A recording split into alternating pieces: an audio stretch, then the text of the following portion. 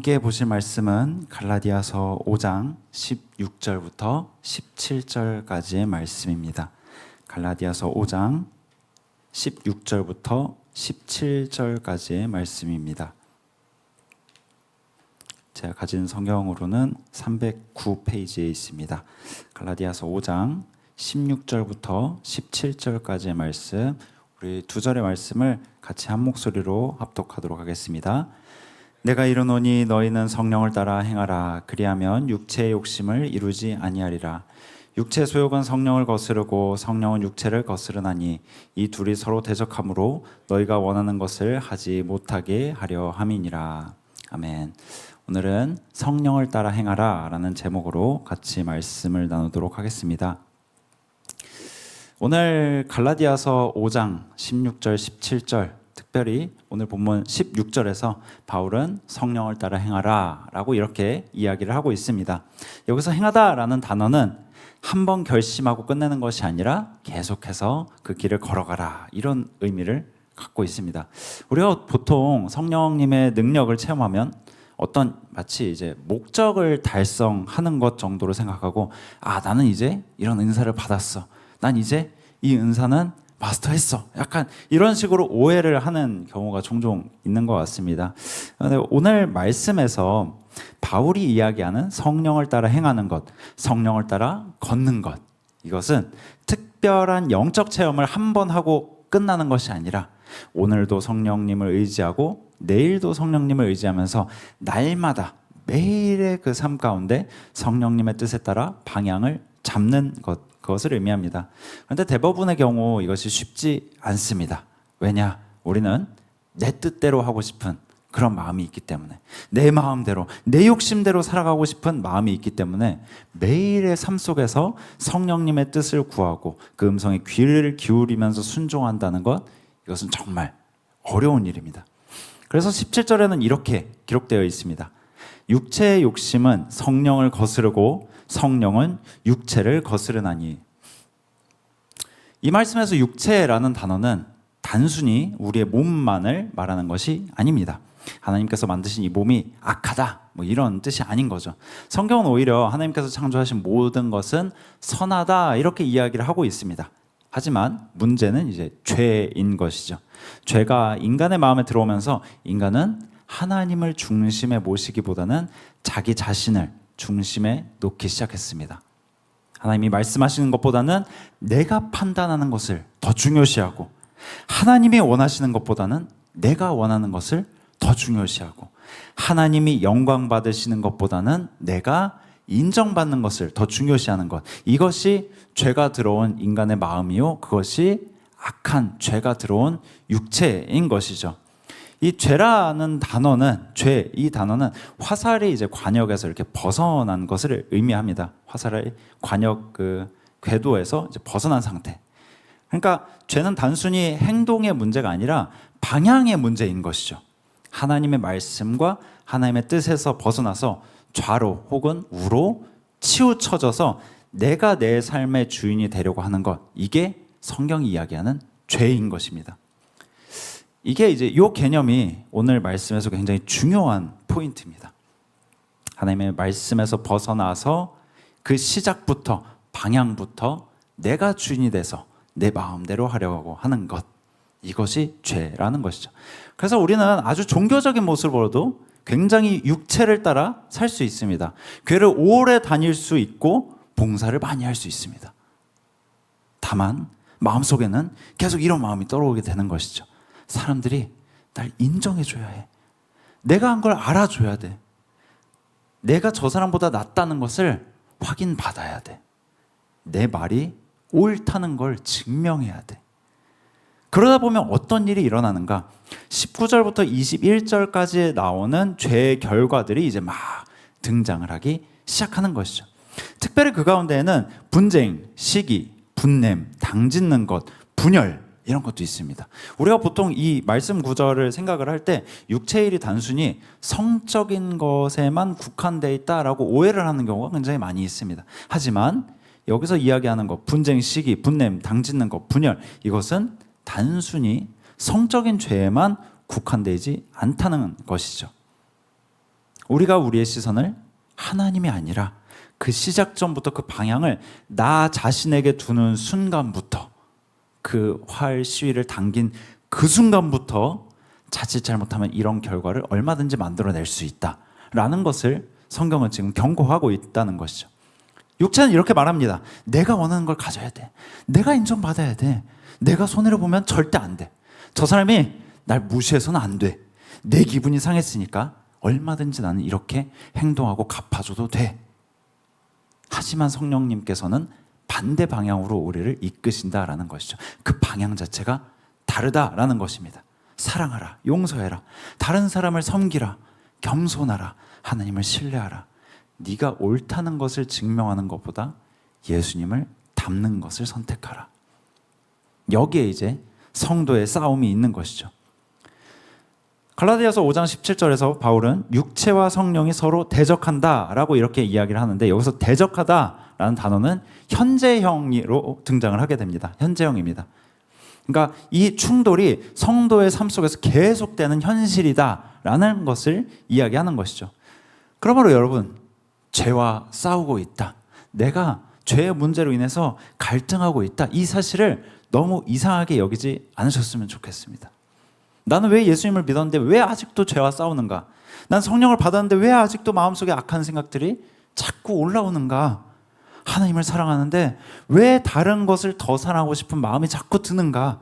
왜 순종이 어렵고 용서가 어려운가? 그리스도인의 그 삶에는 이미와 아직의 긴장이 아직 있기 때문입니다. 이미 우리는 그리스도 안에서 의롭다 칭함을 받았습니다. 이미 죄의 정죄에서 해방되었습니다.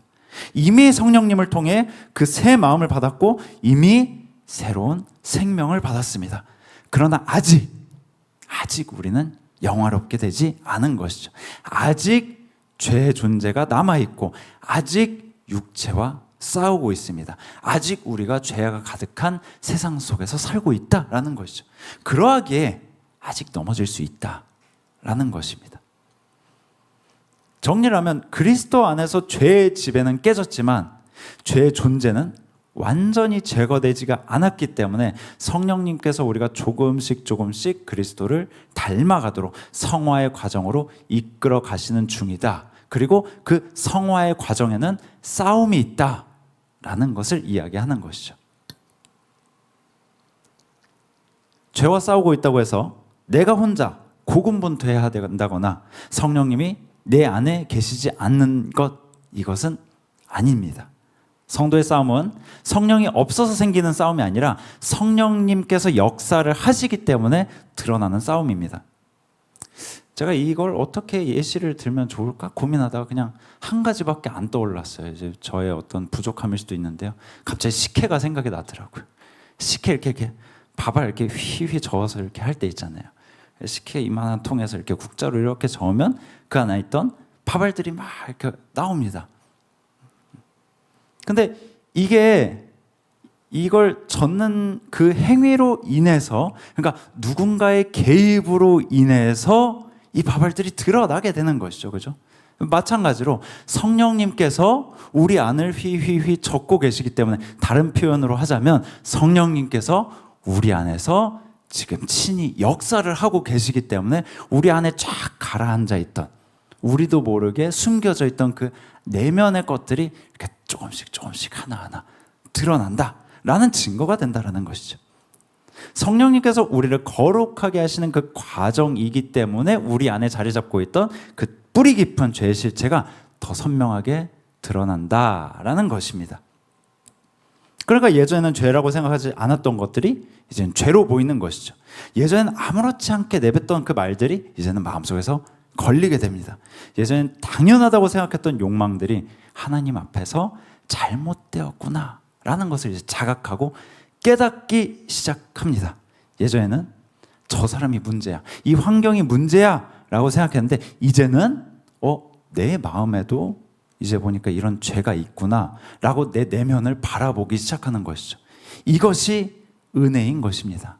왜 은혜인가? 성령님이 나와 함께 하신다는 증거이기 때문에, 성령님이 지금 나를 인도하고 계시다는 뜻이기 때문에. 그래서 그 성령님이 인도하시는 그 인도하심에 따라 내가 순종함으로 한 걸음 한 걸음 오늘도 걸어가다 보면 우리도 마침내 그리스도의 형상을 닮아갈 것이기 때문입니다. 사단은 우리 마음속에 계속해서 이렇게 정죄를 합니다. 너는 이거밖에 안 돼. 너는 부족한 자야. 죄투성이야. 그렇기 때문에 너는 하나님께 갈 수 없어. 아니, 하나님이 너와 함께 계시지 않아. 이렇게까지 이야기합니다. 하지만 성령님의 책망은 우리를 은혜의 자리로 다시 데려갑니다. 이걸 꼭 기억하셨으면 좋겠어요. 정죄는 하나님으로부터 도망가게 하지만 복음은 하나님께 돌아가게 합니다. 정죄는 하나님으로부터 멀어지게 하지만 복음은 하나님을 더 가까이 하게 만든다라는 것이죠. 그래서 우리 안에 죄를 발견했을 때 가장 먼저 해야 하는 일이 무엇인가? 나 자신을 미워하는 것이 아닙니다. 예수님을 오히려 더 사랑하는 것입니다. 예수님께 더 가까이 가는 것입니다. 갈라디아서가 말하는 그 복음의 출발점은 우리의 결심이 아니라 예수 그리스도의 십자가인 것이죠. 우리가 하나님께 갈 수 없었기 때문에 하나님께서 아들을 보내주셨다. 우리가 죄를 이길 수 없기 때문에 예수 그리스도께서 우리의 죄를 담당하셨다. 우리가 우리의 힘으로 우리의 노력과 의지로 의롭게 될 수 없기 때문에 예수 그리스도께서 우리의 의가 되어주셨다. 그래서 로마서 8장 1절은 이렇게 선언한 것이죠. 그러므로 이제 그리스도 예수 안에 있는 자에게는 결코 정죄함이 없나니 이것이 성령을 따라 살아가는 삶의 출발점입니다. 제 동생이 어릴 적에 한 이제 중학교에서 이제 고등학교 넘어갈 고쯤이었어요. 그 나이 때 남자 친구들은 이제 성에 눈을 뜨기 시작하잖아요. 집안의 모든 사람들이 다 걱정을 했어요. 우리가 너무 아끼고 사랑하는 너무나도 보배로운 우리 늦둥이가 거기에 눈을 뜨면 안 되는데 말하면서 노심초사하고 있었는데 어느 날 인터넷의 파도 속에서 제 동생이 헤엄을 치다가 문득 잘못 클릭을 한 거예요. 그래서 광고가 이렇게 떴어요. 어떤 이제 성인 그런 광고가 뜬 거죠. 동생이 이제 놀라서 껐어요. 근데 문제는 동생이 그게 계속 생각났나 봐요. 근데 이때 동생의 대처가 저는 굉장히 대단하다라고 느꼈어요. 그때 동생이 어떻게 했냐면 어머니한테 달려가는 거예요. 그러더니 매일 얘기를 했어요. 엄마, 나 그때 실수로 그거 클릭을 했는데 그 자꾸 생각이다. 이렇게 아무렇지도 않게 얘기를 하는 거예요. 그러니까 어머니가 그걸 보고 이런 더러운 자식이라고 하지 않으셨어요. 꾸짖지 않으셨어요. 오히려 그래, 너 그럴 수 있어. 엄마가 널 위해서 기도해 줄게. 이렇게 하시는 거예요. 저에겐 그게 상당히 충격이었어요. 왜냐하면 저는 그런 걸 보지 않아도 그냥 뭔가 어머니한테 들킬까 봐, 그냥 내가 뭔가 잘못했을까 봐 이렇게 맨날 숨기고 이랬는데 동생은 오히려 떳떳하게 그걸 고백을 하는 거예요. 어머니한테 더 그럴수록 가까이 가서 엄마, 나 그게 자꾸 생각이 나. 꿈에서 나온 것 같아. 어떻게 해야 돼? 이럴 때는 어머니가 기도해 주시고 괜찮아, 그럴 수 있어. 너가 어른이 되는 과정이야. 그러니까 오히려 그걸 건강하게 해소를 잘 하더라고요. 어찌 보면 복음이 주는 영향력이 이런 게 아닐까라는 생각이 듭니다. 우리가 주님의 그 율법 아래에서, 하나님이 말씀하신 그 말씀 아래에서 우리를 비춰봤을 때 우리는 죄악이 가득하죠. 죄를 지을 수밖에 없습니다. 거기 끌려갈 수밖에 없어요. 하지만 복음은 무엇인가? 은혜는 무엇인가? 하나님 앞에 그걸 가지고 나갔을 때, 나의 죄악됨을 가지고 나갔을 때 하나님이 그것을 노여워하지 않으시고 우리를 사랑하시는 마음으로 우리를 덮어주시고 용서하시고 도와주실 뿐만 아니라 날마다 이끌어 주신다라는 것이죠. 언제까지냐? 우리가 성화의 과정을 마치는 그날까지 인도해 가신다는 것입니다. 우리가 죄를 이겨서 하나님의 자녀가 되는 것이 아닙니다.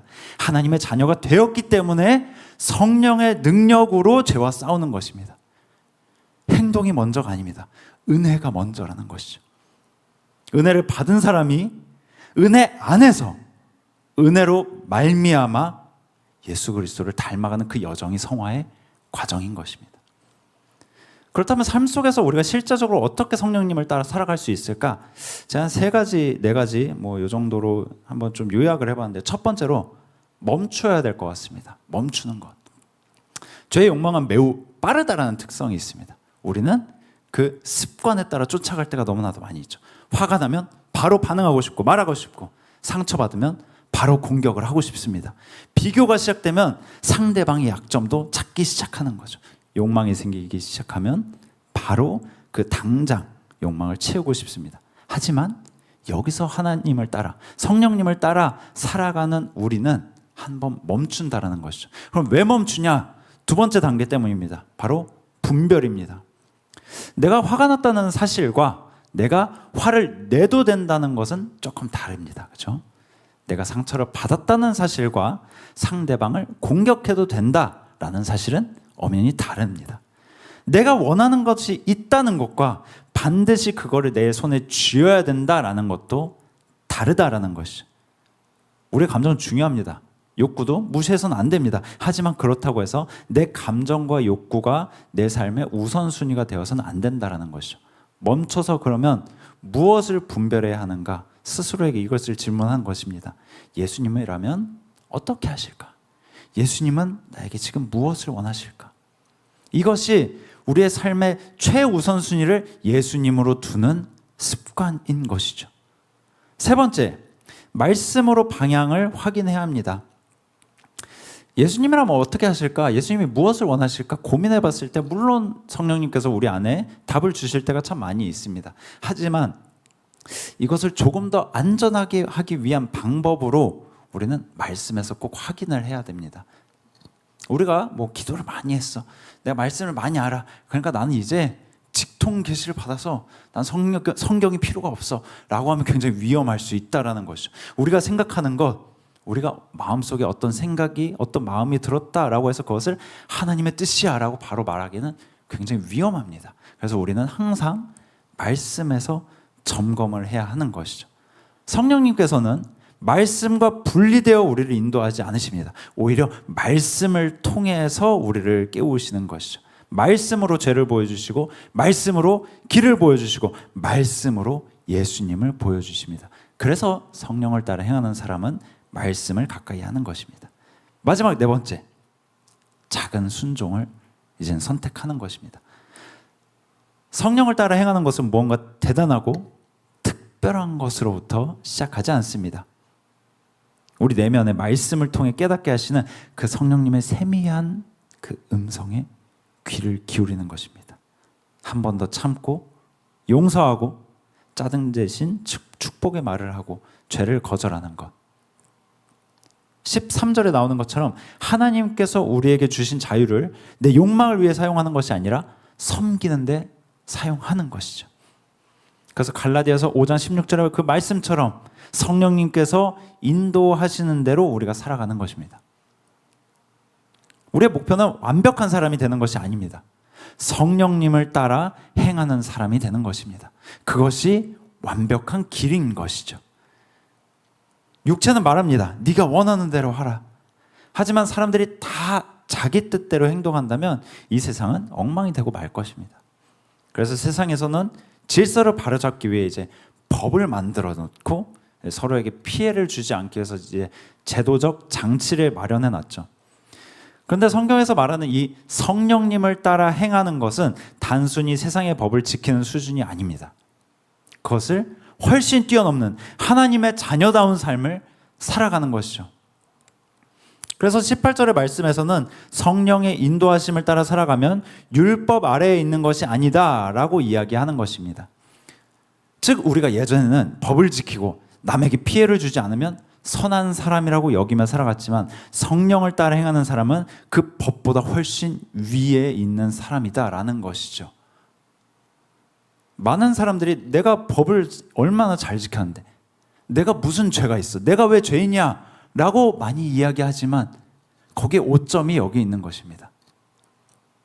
하나님께서 요구하시는 그 법은 세상에서 이야기하는 법보다 훨씬 더 그 기준이 높다라는 것이죠. 어떤 사람도 그 기준에 합당할 수 없을 만큼 기준이 너무나 높다라는 것이죠.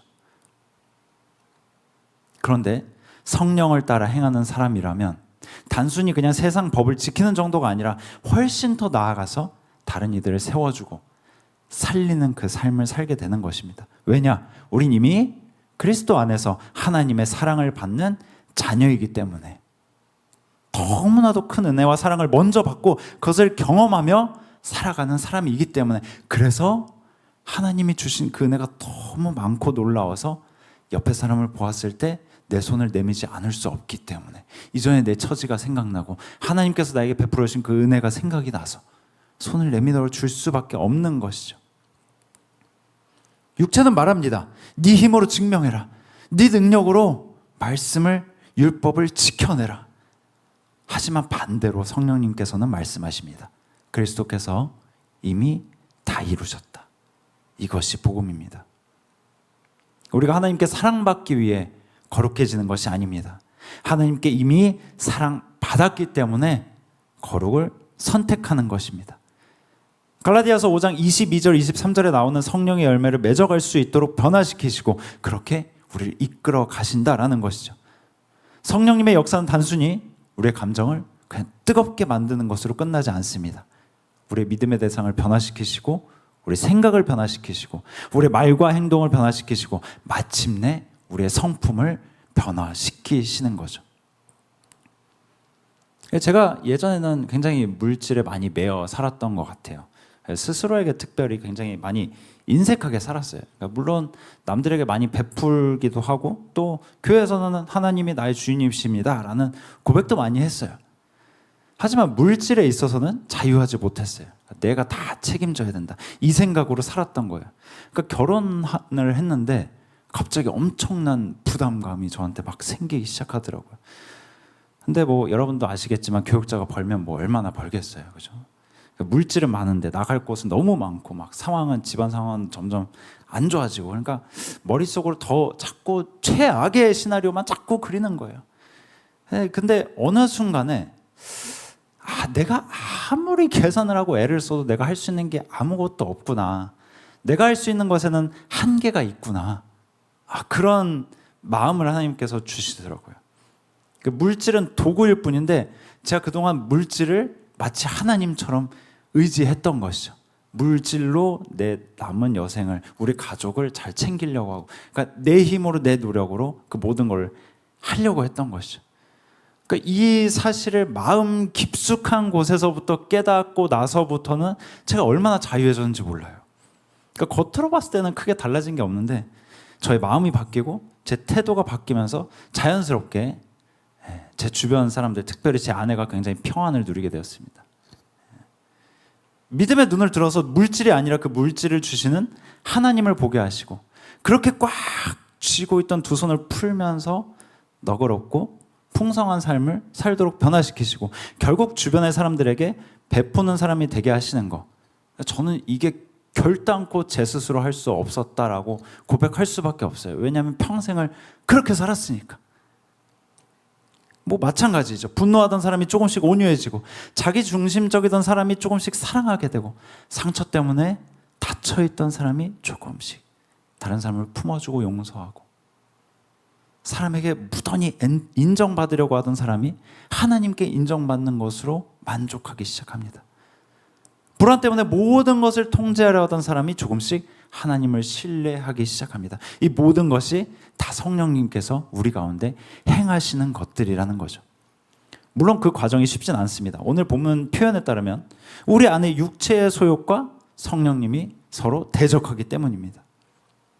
말씀에 따라 결단하고 성령을 따라 행하고자 하더라도 육체의 소욕으로 인해 발목을 잡히게 되는 것이죠. 때로는 반대로 내가 편한 길을 선택하고 싶지만 성령님께서 우리 마음속에 이제 말씀을 주셔서 육체의 소욕을 거스르게 하실 때도 있습니다. 한 번에 죄의 습관이 끊어지는 경우도 있지만 조금씩 점차적으로 죄와 멀어지는, 죄가 싫어지는 경우도 있습니다. 이처럼 우리 마음속에는 육체의 욕심과 성령의 인도하심 사이에 계속 끊임없는 그 싸움이 있습니다. 그래서 연약한 나 자신에 대해 실망할 때도 많고, 반대로 나의 뜻을 굽히시고 꺾으시는 그 하나님께 불만을 가질 때도 있습니다. 하지만 아무리 그 과정이 힘들고 고되다 할지라도 우리는 넉넉히 이겨낼 수 있습니다. 넉넉히 이겨낼 것입니다. 반드시 이겨낼 것입니다. 왜냐? 조금 힘들다고 해서 이 성화의 과정을, 길을 포기하기엔 너무 아까운 것이죠. 공짜 티켓을 얻어서 그냥 타고 가기만 하면 되는데, 그럼 내리면 하나님을 뵐 수 있는데 우리가 뭐하러 중간에 내리겠어요, 그죠? 이 싸움은 우리 혼자 싸우는 싸움이 아닙니다. 성부 하나님께서 우리를 자녀 삼아 주셨고, 성자 예수 그리스도께서 십자가와 부활로 우리를 구원하셨고, 성령 하나님께서 우리 안에 거하시면서 날마다 우리를 거룩의 방향으로 인도하고 계시다라는 것이죠. 그러므로 우리의 싸움은 절망적인 싸움이 아닙니다. 이미 승리하신 그리스도의 승리를 바라보면서 그 끝까지 붙잡고 그렇게 싸우는 싸움입니다. 이미 승리를 향해 달려가고 있다라는 것이죠. 죄를 발견했다면 다시 십자가로 나와서 회개할 수 있고, 넘어졌으면 다시 일어설 수 있습니다.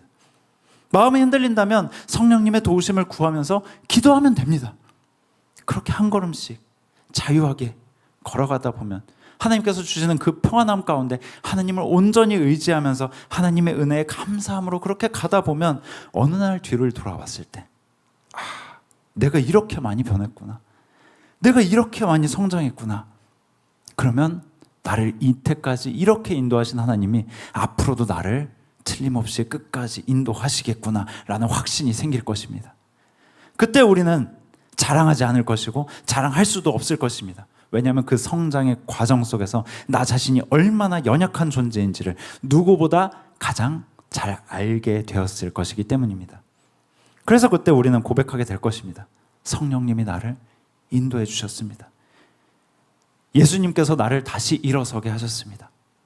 하나님께서 나를 끝까지 사랑해 주시고 포기하지 않으셨습니다. 말씀을 정리하겠습니다. 성도의 삶은 자기 힘으로 애쓰고 노력해서 완벽해지는 길이 아닙니다.